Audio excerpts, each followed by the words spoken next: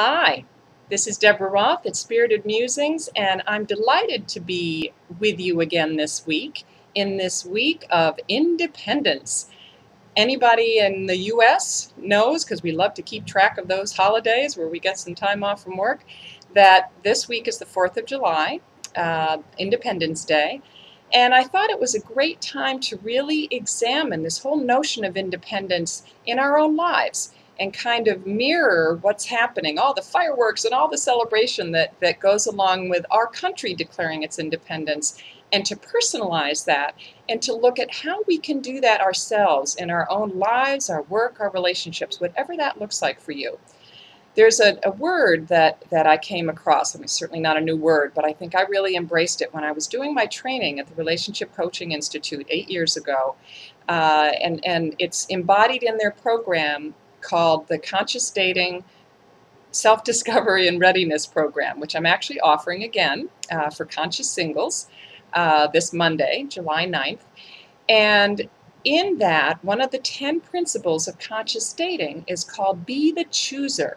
And it seems to me that choosing, personal choice, being at choice, is at the essence of what it means to be an independent whole person. It's really being able to express what your needs are, to look around you and see how you can best take care of yourself so that you can then do all the things that you want to do in life, to support the people that you want to support, to lead a fully cared for life.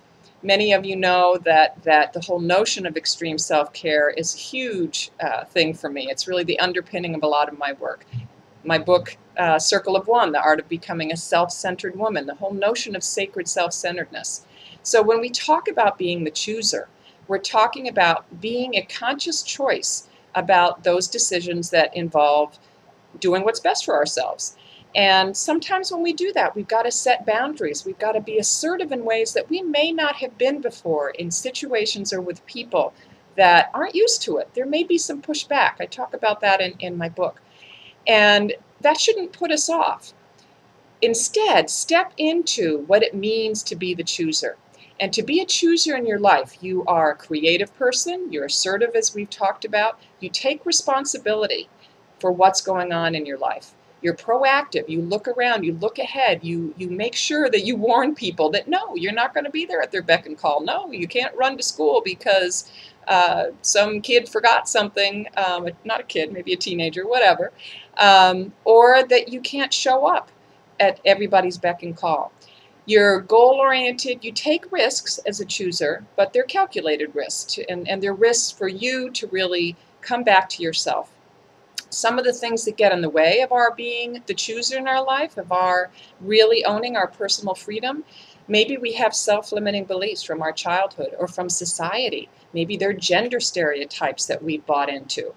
Take a look if there are any of those that are at play in your life, and really examine, and that's something else we do in the Conscious Dating program, examine where you can break free, where you can make your own declarations of independence with people, with circumstances, with at work and relationships, wherever it shows up and resonates with you.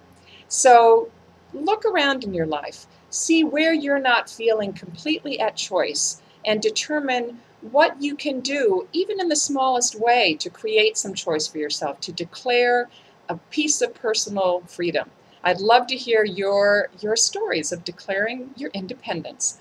Let me know, and I'll be in touch next week.